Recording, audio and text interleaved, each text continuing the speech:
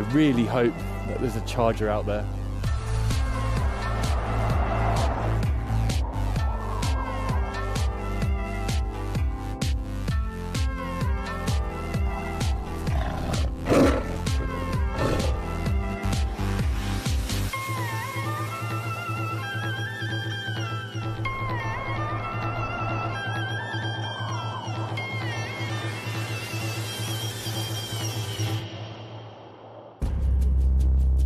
I have a tough question.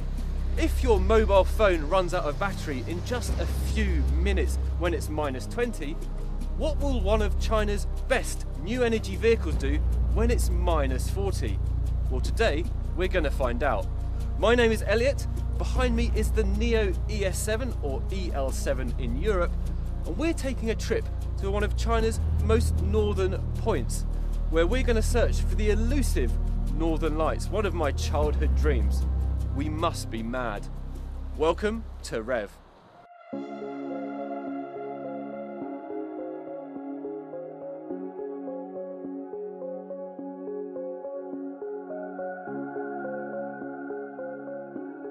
Our journey begins at the Harbin Ice and Snow Festival, the largest such event in the world. Every year, artists from near and far come and build some of the world's biggest ice sculptures, creating a spectacle that attracts up to 18 million visitors in spite of the bone-chilling temperatures and winds. Now I know what you're thinking. Why am I taking the NIO EL7 into such a cold and challenging environment? Well, there's a very good reason for that. Even if you don't live in China, you will have heard about NIO. They're expanding rapidly in Europe this year, to Scandinavia, to Germany and to the Netherlands. And this has a lot of expectations to live up to, a lot of varied and challenging conditions that the car has to perform in. We don't all live in sunny beach towns, but we are all eventually moving to new energy vehicles. So with that, let's introduce the route. We're starting in Harbin in the northeast corner of China. West of us is Mongolia, in the east is North Korea, and 1,500 kilometers up north is our destination, Mohe, a beloved tourist spot in China in spite of the Arctic conditions. Because this is one of the few places where you can sometimes see the Northern Lights, and I've always wanted to experience that in person.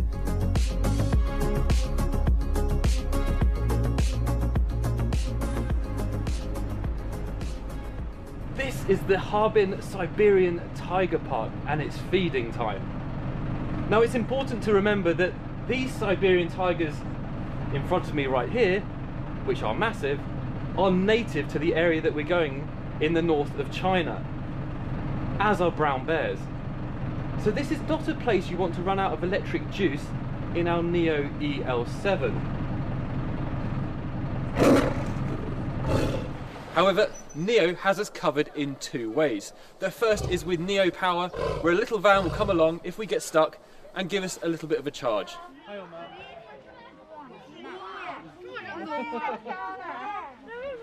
The second is the EL7's camping mode. So if we do get stuck somewhere for the evening, we can lock the doors and maintain the cabin temperature on the inside.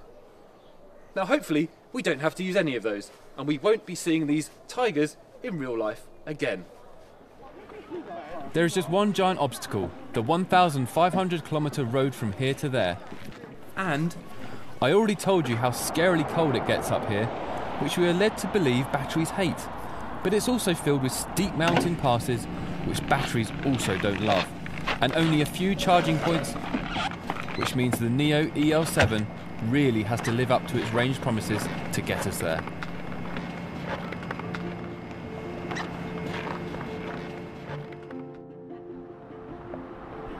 China used to have serious pollution problems.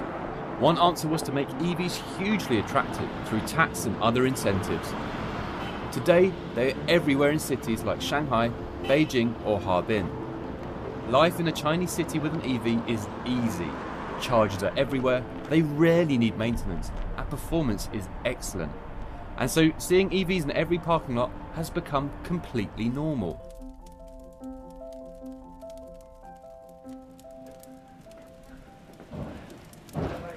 I'm I'm here at a local restaurant in Harbin, and I'm about to have lunch with a couple of NEO owners. In fact, one of them owns this very restaurant. And I'm curious to find out, what do they think about me driving into the frozen north of China?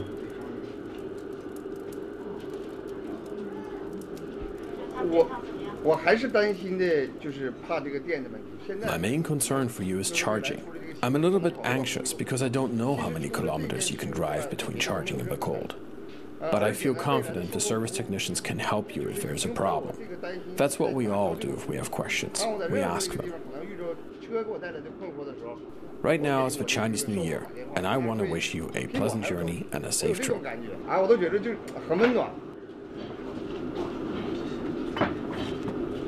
But now, as much as I like Harbin, it's time to get back into the warm NEO and onto the road to Mohe. There's just one more thing I need to do.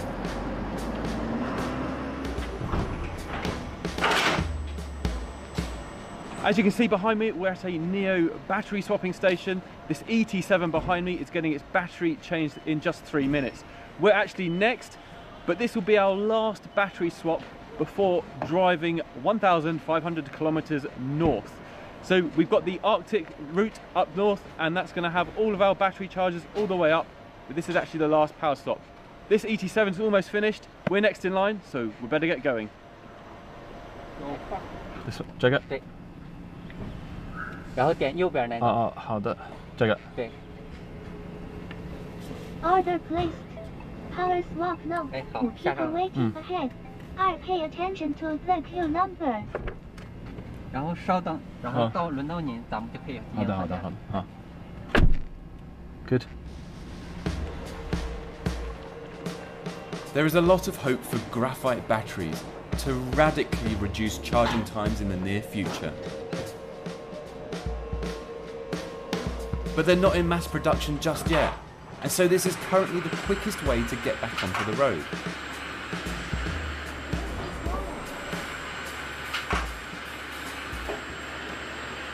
I just wish these stations were already available where we're going. Because while many places now have fast superchargers that can get NEVs relatively quickly back onto the road, only these battery swap stations are currently as quick as filling up your gas tank.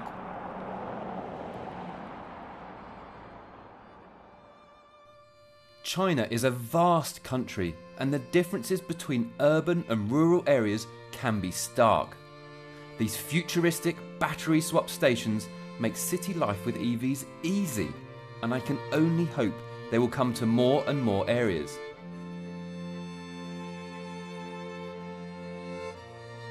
But from here on out, I'm really leaving the big cities behind. Ahead of me are 1,500 kilometers of mountains, cold, and if I'm really lucky, amazing northern lights. It has to be said though that the road ahead to Mohe is also a real test for this new technology that we hope will carry us into the next century. While gas stations are everywhere, range anxiety in an EV is still a thing, and as the frozen mountains of Heilongjiang come into view ahead, our battery range drops by up to 50%. In the coming days, this will force us to carefully plan the route ahead, because with the limited number of available chargers, we now can't afford to miss a single one.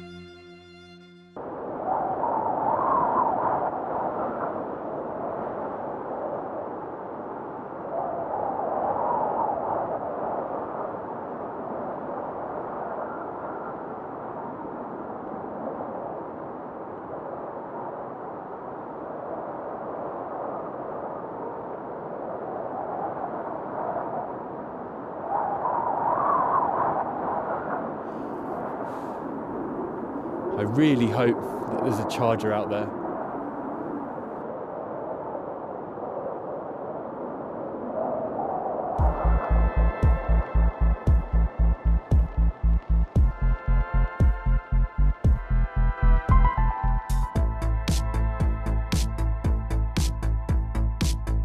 I'm on my way to the very northern end of China to find out how a battery-operated car fares in extreme cold temperatures.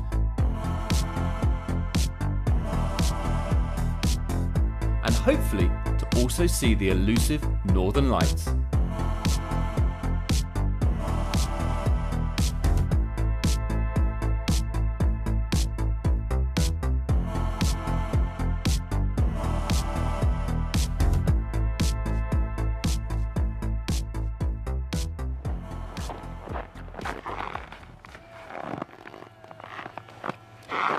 You join me on a very cold -25 day. Now, I need to fill the car with some electrons and I need to fill my belly with some nutrients, so better get going.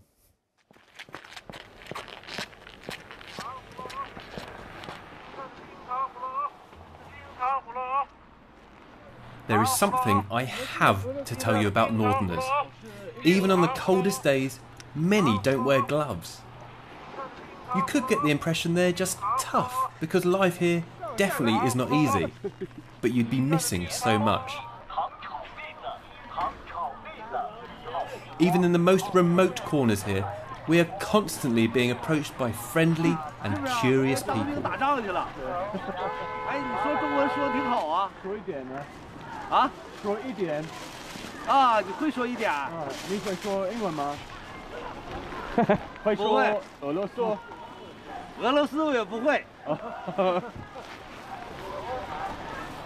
Many want to chat, to show us around, to introduce their amazing, hearty foods and tell us about their lives. I've lived in China for a long time, but I never expected such a cold place like the far north to greet me with this much warmth.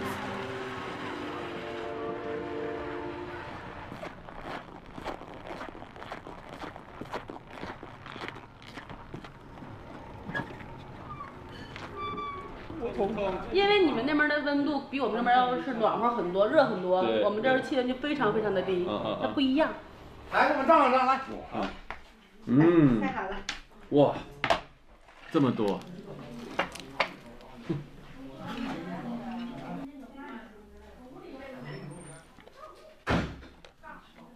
Donbei style. Use your fingers, stick it in the lettuce, and roll it up. It's not a very good roll. Put some sauce on it.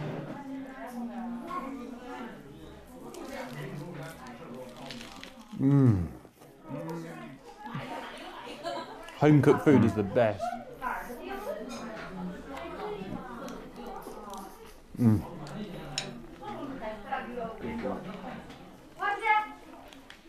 It's so flavourful, the meat.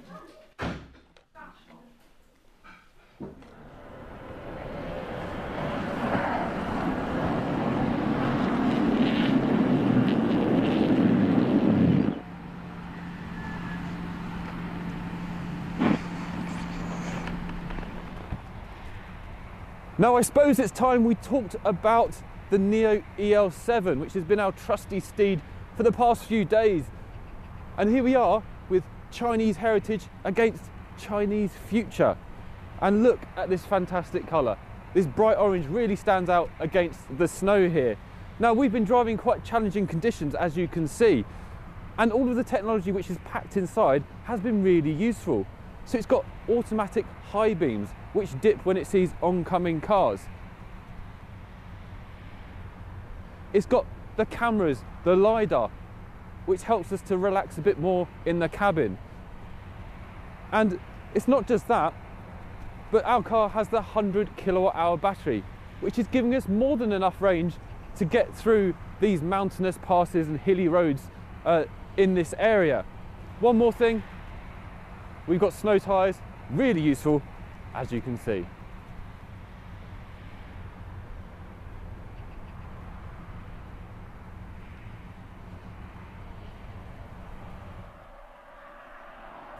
1.4 billion people call China home.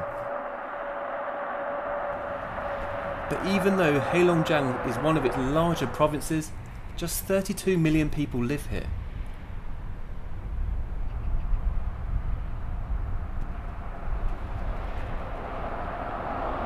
You can sometimes drive for hours without spotting another soul.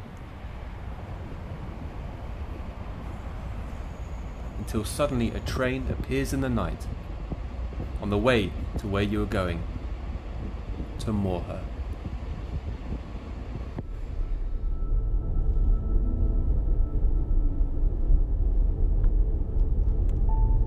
Range. That is the thought on my mind.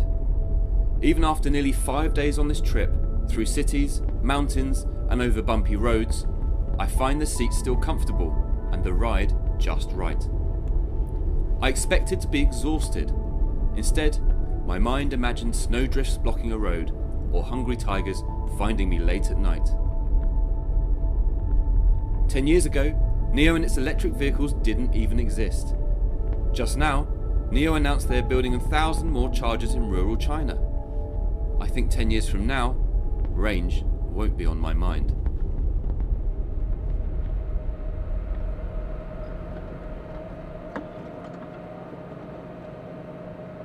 When you think about the logistics of this trip, it really is remarkable. As you can see behind me, the locals put their cars in these car sleeping bags to protect them from the cold weather. We can't really do that with the chargers or the battery, and sometimes they get frozen. As an example, this bottle was left in our car last night when it was minus 32, and it's completely frozen solid and expanded the plastic. Most of the locals we've spoken to have also said this trip is simply not possible, but so far we've managed to prove them wrong. Shi Wei-yu is one of the people building the charging network up here in the remote north of China. I asked him about the difficulties working in such cold temperatures. You are very much correct. It's very difficult. We faced serious challenges in the north because, as you know, during winter, temperatures here drop far below zero, and we are working all the way up into the tundra. Sometimes the ground here will become very hard, and even the equipment used for construction becomes very hard to use. It can be very difficult to lay the groundwork, and even once the equipment is in place, our operators need to work in very harsh outdoor environments to ensure smooth operations.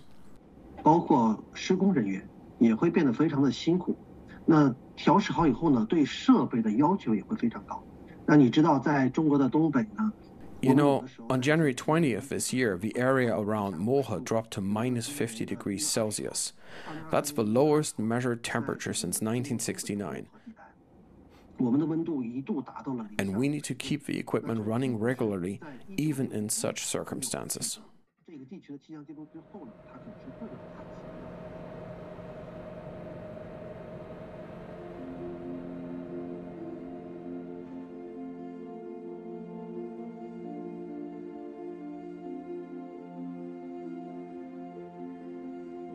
And then, after driving through yet another night, we arrive as the morning sun reveals the stunning beauty of one of China's largest nature reserves along the border to Russia.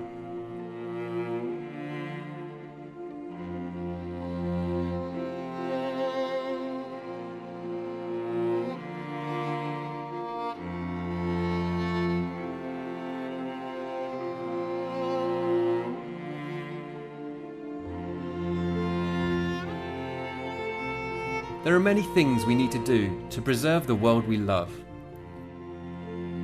One is the decarbonisation of our cars. Of course, minerals still need to be mined, and extracting rare earths does bring its own problems. But already 99% of these batteries can be recycled and used in another EV when this one expires.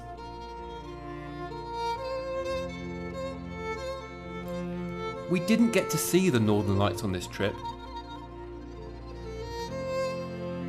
but did get to experience how an electric car fares in the extreme cold.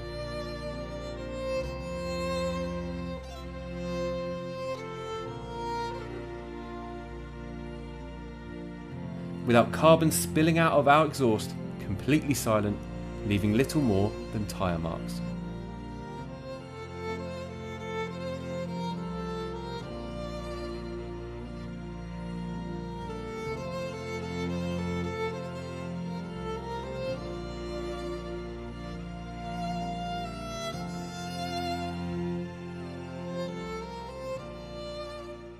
We made it here to Mohe in northern China, where it's a very chilly -35 degrees right now. What surprised me is not how the Neo, the electric car, has got us here, but how it's done it in comfort, refinement, with warmth. And it shows that Neo is ready to conquer the world with the EL7 and their other models. The EV, the electric car, is ready for any situation. I've got to head back to Shanghai now. My name is Elliot Richards, and see you next time.